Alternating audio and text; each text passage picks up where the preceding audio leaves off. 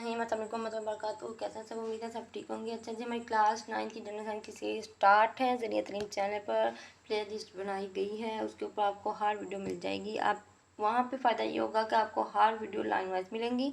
आप एक वॉच करके हटेंगे तो दूसरी खुद ही लग जाएगी, ठीक है। तो आप दिल से चैनल ज़रिया तलीम को सब्सक्राइब करें, लाइक करें एंड शेयर करना मत भूला करें अपने फ्रेंड के साथ। और अगर आपको थोड़ी सी भी हेल्पफुल लगे वीडियो तो लाइक मस्ट क्या करें और चैनल को सब्सक्राइब कर लिया करें, क्योंकि बहुत से लोग ऐसे हैं जो कि वीडियो तो वॉच कर लेते हैं लेकिन चैनल को सब्सक्राइब नहीं करते। चलिए जल्दी से स्टार्ट करते हैं आज की वीडियो। आज हम कर रहे हैं यूनिट नंबर 3। यूनिट नंबर 3 का हमने आज करना है कौन सा टॉपिक, सॉरी थोड़ा पीछे, पेज नंबर 33 पे है। बहुत इंपॉर्टेंट टॉपिक है डीएनए एंड बतौर वरासती मादा। तो आज की वीडियो बहुत इंपॉर्टेंट होने वाली है। जल्दी से स्टार्ट करते हैं। अच्छा देखिए, आपने छोटी क्लास में भी टॉपिक पढ़ा होगा डीएनए, ठीक है। डीएनए क्या होता है आपको थोड़ी बहुत इसकी साथ के बारे में पता भी होगा। तो जल्दी से स्टार्ट करते हैं। इसके अंदर है क्या, लेकिन ये मोस्ट इंपॉर्टेंट है और बोर्ड के एग्जाम में खास तौर पर बहुत ज़्यादा ये क्वेश्चन लॉन्ग क्वेश्चन में पूछा जाता है। तो आपने इसको बिल्कुल भी स्किप नहीं करना, ठीक है। देखें, किसी इंसान के वास्ते खसूसियात के बारे में मालूमात इसके जीन्स में मौजूद होती हैं। अब किसी भी इंसान का हम करते हैं कि कोई भी अगर टेस्ट वगैरह कोई भी चीज़ को मालूम करना है तो हम उसका टेस्ट करवाते हैं, ठीक है, ताकि पता चल सके।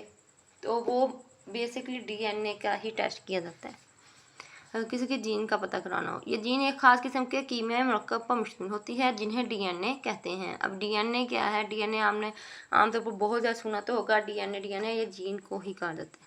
DNA deoxy ribo nucleic acid का मुखफ़फ़ है।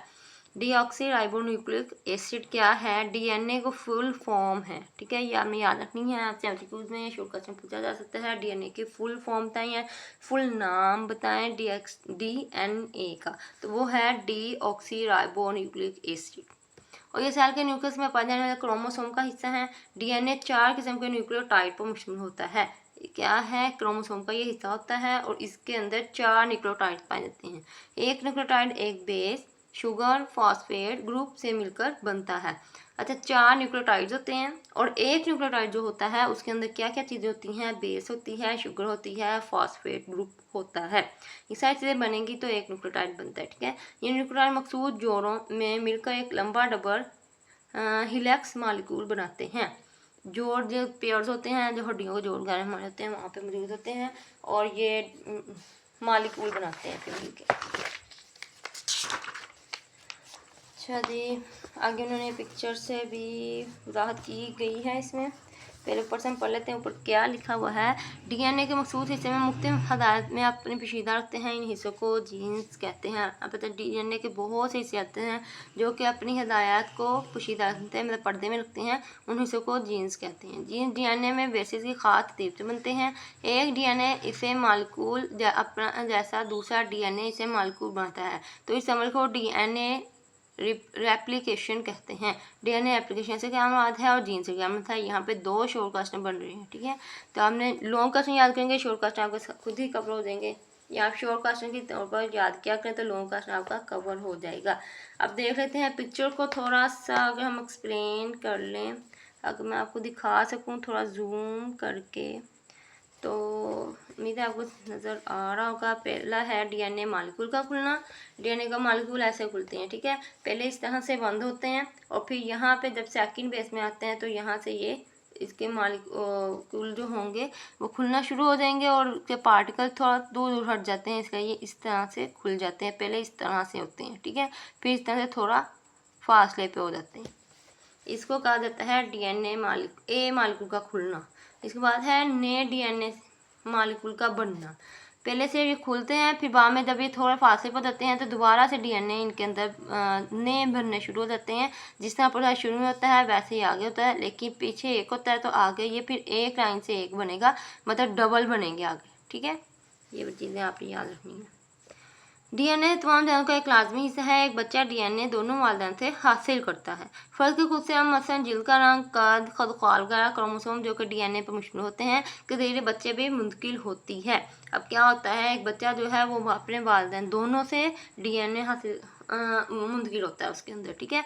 एक बाप से भी होगा, माँ से भी होगा। अब वो चीज़ें क्या है, किसी पे कद चल जाएगा, किस पे शक्ल चल जाएगी, किसी पे उसका कलर चल जाएगा, वो सारी चीज़ जो आएंगी वो विरासती को कहा जाता है, ठीक है, मुंतकिल होना। विरासती तौर पर उसके अंदर ये चीज़ें आ जाएंगी।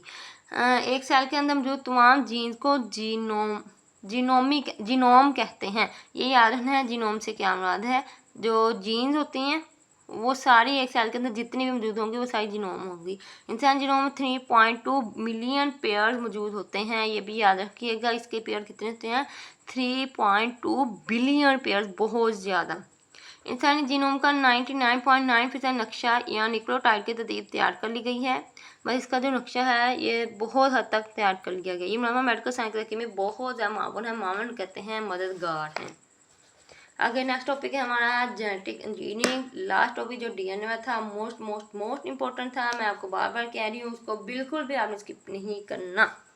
आगे है जेनेटिक इंजीनियरिंग। ऐसे तकनीक जिसके जरिए एक जानदार से मुख्तलिफ जीन दूसरे जान के वास्ते मुंतखब जगह पर दाखिल किए जाएँ, जेनेटिक इंजीनियरिंग कहलाती है। जेनेटिक इंजीनियरिंग से क्या मुराद है, मोस्ट इंपॉर्टेंट है, ये शॉर्ट क्वेश्चन में पूछा जाता है और बोर्ड के एग्जाम में आना ही आना है, ठीक है।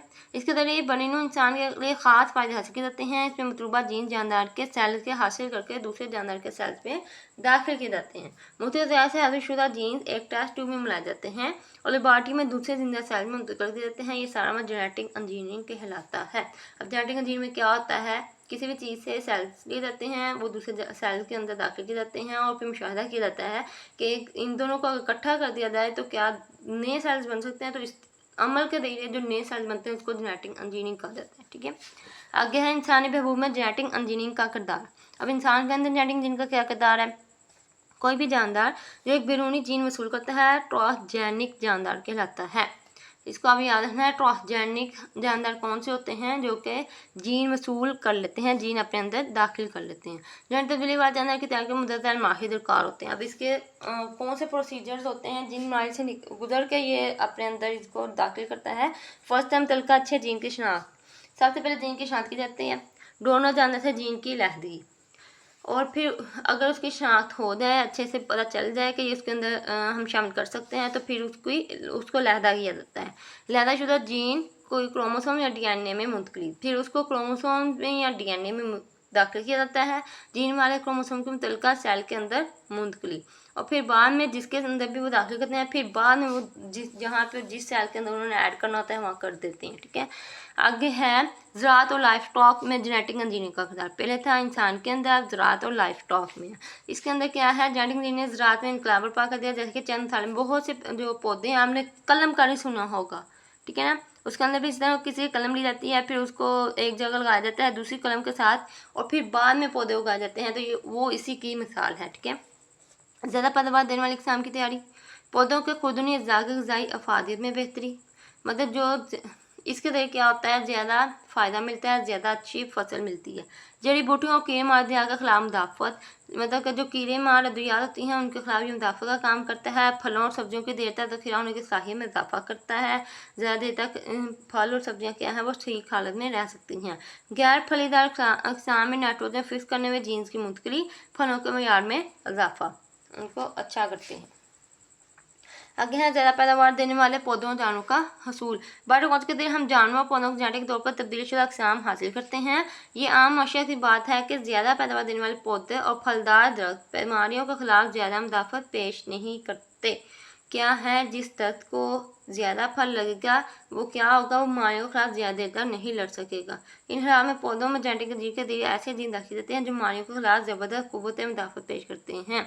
अब ज़्यादा फल तो लगेगा ही, तो उसके वो बीमारियों से ज़्यादा देर तक नहीं लड़ सकेगा वो दरख्त जो होगा, तो उसके लिए ये चीज़ की जाती है। तो इसके जेनेटिक इंजीनियरिंग, ठीक है, जेनेटिक इंजीनियरिंग का अमल किया जाता है जिसके जरिए वो अपनी बीमारी के साथ अच्छे से लड़ सकता है।